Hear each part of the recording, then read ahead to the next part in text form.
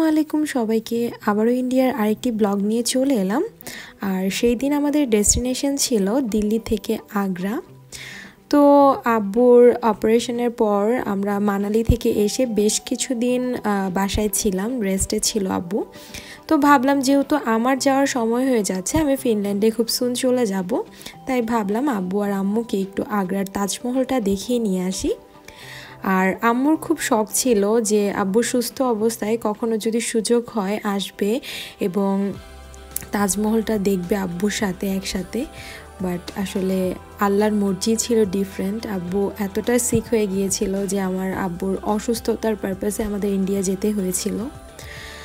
সবাই আমার আব্বুর জন্য দোয়া করবেন, আব্বু যাতে তাড়াতাড়ি সুস্থ হয়ে যায়।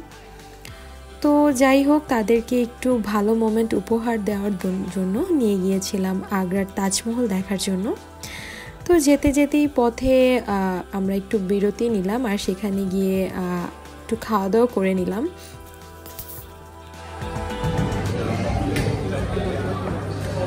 আপু কেমন লাগতেছে বলো, তোমার অনুভূতি? ভালো লাগতেছে। আচ্ছা, এখন ভালো লাগতেছে না একটু বাইরে?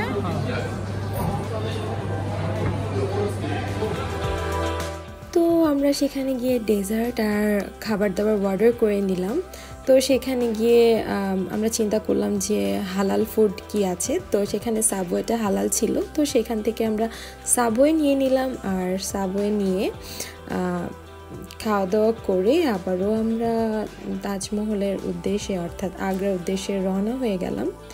আর আমাদের আসলে দিল্লিতে আমরা যেখানে ছিলাম সেখান থেকে তাজমহলের দূরত্ব প্রায় 4.5 থেকে 5 ঘন্টার মতো, অনেক বেশি দূরে। তো একটু পরপরই আমরা ব্রেক নিচ্ছিলাম। তো এই তো চলে এসেছি আমরা তাজমহলে। তো এখান থেকেও ভিতরে যেতেও অনেক সময় লাগবে, আর আমরা খুবই আস্তে আস্তে যাচ্ছিলাম কারণ আব্বু অসুস্থ ছিল। তো সেখান থেকে আমরা একটা গাড়ি নিয়ে নিলাম, সেইটা একদম আমাদের তাজমহলের গেট পর্যন্ত নিয়ে যাচ্ছিল। এই তো দেখতে দেখতে চলে এলাম তাজমহলের কাছাকাছি। আর বাহির থেকে দেখতে তো অসম্ভব ভালো লাগছিল। আর সেখানে আমরা একটা ট্যুর গাইডও নিয়ে নিয়েছিলাম।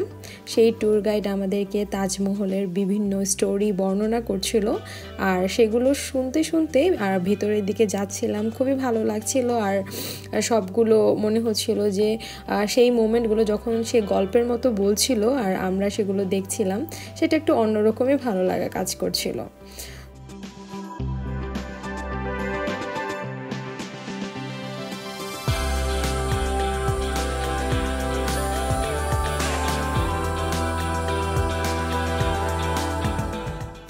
আম্মু আব্বুকে তাজমহল দেখাতে পেরে আমার অনেক বেশি ভালো লাগা কাজ করছিল। যদিও আমি একবার গিয়েছিলাম তাজমহলে, যখন আমি ফিনল্যান্ডে আসার জন্য অ্যাপ্লাই করি। তো আমাদের মাস্ট বি ইন্ডিয়া যেতে হতো, ইন্ডিয়া থেকে অ্যাপ্লাই করতে হয়েছে। তো তখন আমি তাজমহল ভিজিট করেছিলাম, কিন্তু এইবারের ভিজিটটা আমি আমার বাবা মাকে নিয়ে করেছি। আর এই ফিলিংসটাই অন্যরকম ছিল যে আমার বাবা মাকে আমি এত সুন্দর একটা জায়গা দেখাতে পারলাম। তো যত দেখছিলাম তত মুগ্ধ হচ্ছিলাম। তাজমহলের সৌন্দর্য যত সামনে যাচ্ছিলাম আরও বেশি আমাকে বিমোহিত করছিল। তো পুরোটা ঘুরে ঘুরে দেখছিলাম, আবার ভিতরেও গিয়েছিলাম। সেখানে তো আর ভিডিও ক্লিপ নেওয়া যাচ্ছিল না। তো যাই হোক, এইটা হচ্ছে তাজমহলের অন্য পাশটায়। তো এই জায়গাতে বিভিন্ন স্টোরি বর্ণনা করা আছে, এগুলো দেখছিলাম, ঘুরছিলাম।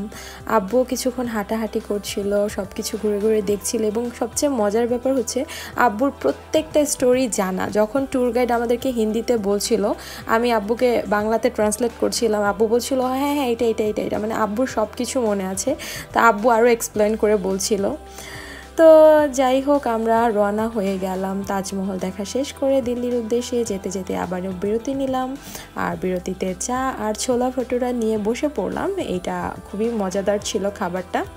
তো যাই হোক, ইন্ডিয়ার আরেকটা ভিডিও আপনাদের সাথে শেয়ার করলাম। আশা করি আপনাদের ভালো লেগেছে। ভালো লাগলে অবশ্যই একটি লাইক করবেন, কমেন্ট করবেন এবং আমার চ্যানেলটি অবশ্যই সাবস্ক্রাইব করবেন। আবার নতুন কোনো ভিডিও নিয়ে চলে আসবো। সেই পর্যন্ত সবাই ভালো থাকুন, সুস্থ থাকুন। আল্লাহ হাফিজ।